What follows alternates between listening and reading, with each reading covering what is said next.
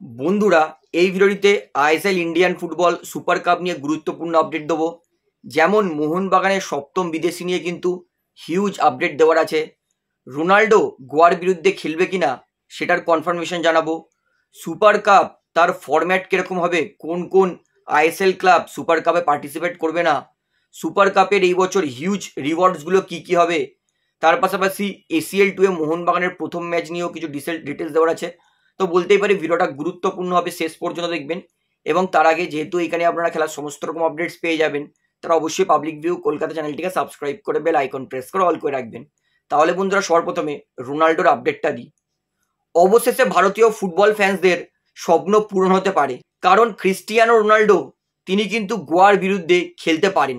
এটা আমরা সবাই জেনেই গেছি যে আল নাসার তারা কিন্তু এসিএল 2 এর স্কোয়াডে 12টা উঁচুমানের বিদেশি including Ronaldo, Sadio Mane, Kingsley Coman, Otavio, Inigo Martinez, Joao Felix সবাইকেই কিন্তু রেজিস্টার করেছে এসিএল 2 এর জন্য।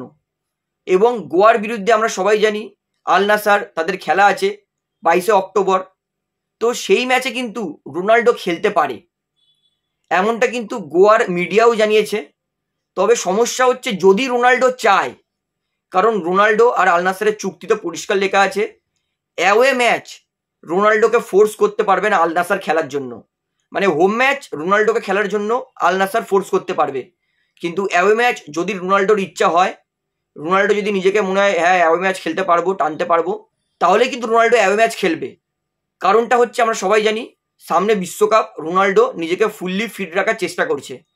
আল নাসার তার ওয়েদার আলাদা রকম, ভারতের ওয়েদার আলাদা রকম, তাজিকিস্তানের ওয়েদার আলাদা রকম, অর্থাৎ নানা রকম জায়গায় খেলতে গেলে তো নানা রকম ওয়েদারে অ্যাডাপ্ট করতে হবে না। সেই জন্য রোনাল্ডো কিন্তু এরকম চুক্তি করেছে। সব থেকে বড় কথা হচ্ছে রোনাল্ডো কি চাইবে ভারতে এসে ফুটবল খেলা? রোনাল্ডো যদি ফুটবল নাও খেলে, রোনাল্ডো যদি সাব বেঞ্চে বসে থাকে, ওয়ার্ম আপ করে, তাও মানুষ রোনাল্ডোকে দেখে খুশি হবে। তাই অ্যাজ আ রোনাল্ডো ফ্যান আমি রোনাল্ডোর কাছে একটা অবশ্যই, তিনি যদি নাও খেলে তাও তিনি যাতে এফসি গোয়ার বিরুদ্ধে আসে, তিনি সাব বেঞ্চে বসে থাকুক, হ্যাঁ ওয়ার্ম আপ করুক, 1 মিনিটের জন্য অন্তত নামুক, যাতে রোনাল্ডোকে দেখতে পাই ইন্ডিয়াতে। হ্যাঁ, আমি যদি নাও যাই তবুও আমি চাইবো যে আমার মতো হাজার হাজার রোনাল্ডো প্রেমিক যারা রোনাল্ডোকে ভালোবাসে তারা দেখতে পায়। কারণ সবসময় চেষ্টা করব মানুষের ভালো করার। তাই একটাই রোনাল্ডোর কাছে আবেদন, প্লিজ আসুন গোয়াতে, আপনাকে দেখার জন্য ভারতীয় মানুষরা কিন্তু বহু বছর ধরে ওয়েট করছে। তো রোনাল্ডো যদি নাও খেলে তাহলেও কিন্তু বড় বড় প্লেয়ার যেমন কিংসলি কোমান, সাদিও মানে, জাও ফিলিক্স, ইনিগো মার্টিনেজ, ওটাভিও, লাপোর্তে, এরা কিন্তু সবাই বিশাল বিশাল বড় প্লেয়ার। তাই এদেরকেও কিন্তু দেখার জন্য মানুষ অবশ্যই ভিড় করবে। এমনকি গোয়া দলের শীর্ষকর্তা তিনিও কিন্তু জানিয়েছেন যে গোয়ার জন্য এবং মানে গোয়ার ফুটবল ক্লাবের রেভিনিউর জন্য এটা বিশাল বড় ব্যাপার। এসিএল 2 পুরো মাঠ ভর্তি লোক দেখতে আসবে। এসিএল 2 এর টিকিটের দামও সামান্য বাড়িয়ে রেখেছে গোয়া।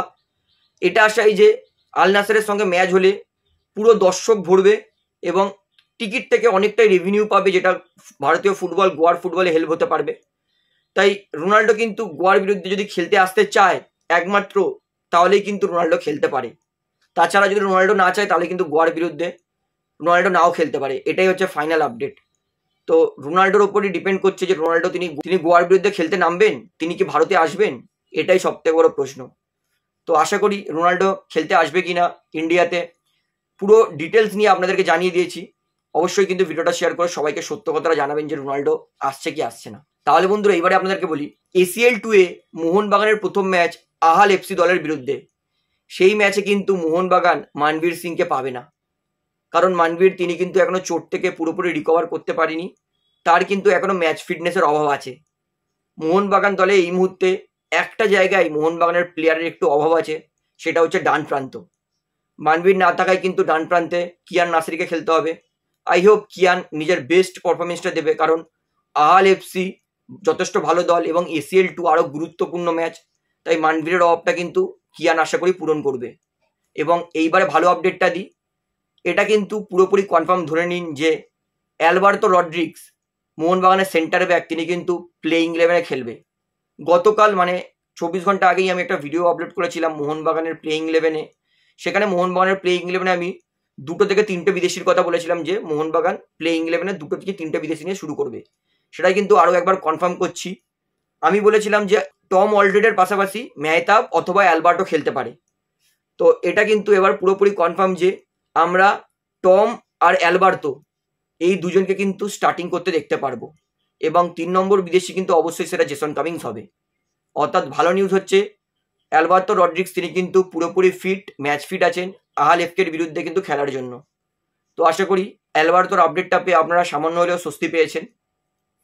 তাহলে বন্ধুরা এবারে আপনাদেরকে সুপার কাপের আপডেটটা দিই। সুপার কাপ নিয়ে কিন্তু ফাইনাল ডিসিশন জানিয়ে দিয়েছে এআইএফএফ। এআইএফএফ ঘোষণা করে দিয়েছে যে এই বছর সুপার কাপ 16টা দলে হবে।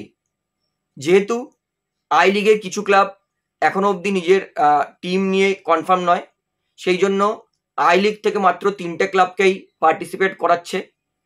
এটা পুরো কনফার্ম যে আই লিগ থেকে 3টে ক্লাব খেলবে এবং আইএসএল এর 13টা ক্লাবই খেলবে। এবং সব থেকে বড় এই মুহূর্তে সমস্যা, উড়িষ্যা এফসি তারা কিন্তু সুপার কাপে পার্টিসিপেট করবে কিনা এই মুহূর্তে কনফার্মেশন জানায়নি। তারা বলেছে যে আইএসএল এর ওপেনিং ডেটটা কনফার্ম বলুন, এবং আমাদের যে আগামী সিজন ভারতীয় ফুটবল খেললে ক্ষতি হবে না সেটারও আমাদেরকে একটা ভরসা দিন, তারপরেই আমরা কিন্তু নিজেদের প্রি সিজন খেলবো, সুপার কাপের জন্য দল নামাবো। অর্থাৎ সুপার কাপের জন্য কিন্তু 12টা দল রেজিস্টার করে দিয়েছে, ইনক্লুডিং মোহামেডান, হায়দ্রাবাদ। কিন্তু উড়িষ্যা যারা এত পয়সাবহুল ক্লাব তারা কিন্তু সুপার কাপ খেলার জন্য সামান্য হলে হেজিটেট করছে। তবে এআইএফএফ কিন্তু উড়িষ্যা এফসি দলকে উদ্দেশ্য করে চিঠি লিখে পাঠিয়েছে যে তারা যাতে সুপার কাপে পার্টিসিপেট করে, কারণ আইএসএল হবে এইটুকুনি কনফার্ম ধরে নিক উড়িষ্যা এফসি। তো আশা করি এআইএফএফ সেকেন্ড যে চিঠিটা পাঠিয়েছে তারপরে হয়তো উড়িষ্যা দল সুপার কাপ খেলার জন্য রাজি হয়ে যাবে। তো 16টা দল কিন্তু কনফার্ম খেলবে সুপার কাপ। এবং বলে রাখি সুপার কাপে সব থেকে বড় রিওয়ার্ড, যে সুপার কাপ জিতবে সে এএফসি চ্যাম্পিয়ন্স লিগ 2 প্লে অফস খেলার সুযোগ পাবে। এবং সে যদি প্লে অফস জেতে তাহলে তো গ্রুপ স্টেজে চলে যাবে, আর সে যদি প্লে অফসে হেরেও যায় তাহলেও চিন্তা নেই, ACL 3 মানে এএফসি চ্যালেঞ্জ লিগে কিন্তু খেলার সুযোগ পাবে। অর্থাৎ সুপার কাপ জিতলে এএফসি খেলবে এটা কনফার্ম। তো এর থেকে ভালো আর কি অপরচুনিটি দেবে এআইএফএফ।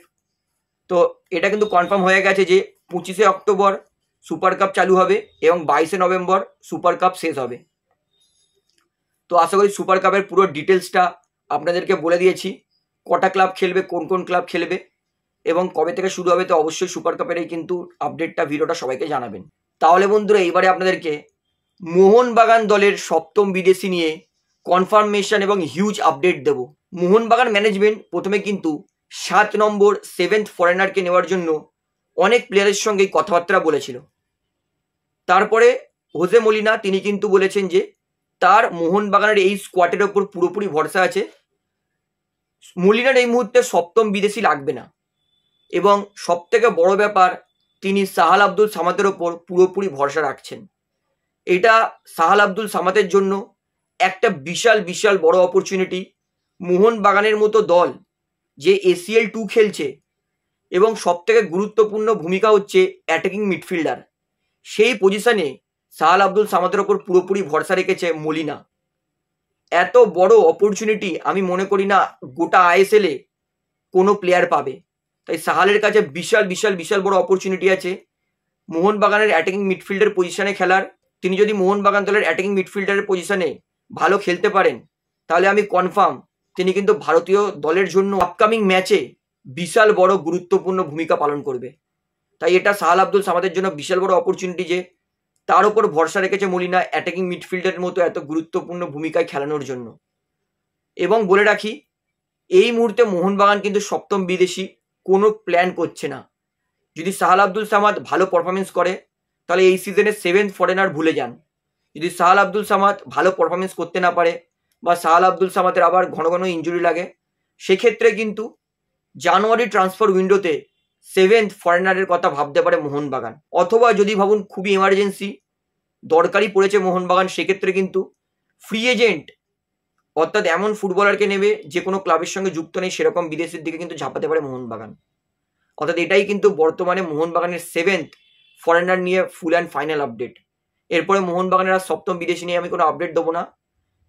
যখন মোহনবাগান আরও একবার 7th ফরেনারের সঙ্গে কথাবার্তা চালু করবে তারপরে কিন্তু 7th ফরেনার নিয়ে আপডেট দেবো। তাহলে বন্ধুরা ভিডিওতে এতটাই বলার ছিল, আশা করি সমস্তটা আপনারা বুঝতে পেরেছেন।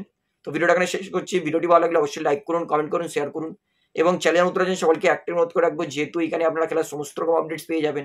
তারা অবশ্যই পাবলিক ভিউ কলকাতা চ্যানেলটিকে সাবস্ক্রাইব করে বেল আইকন প্রেস করে অল করে রাখবেন। ধন্যবাদ।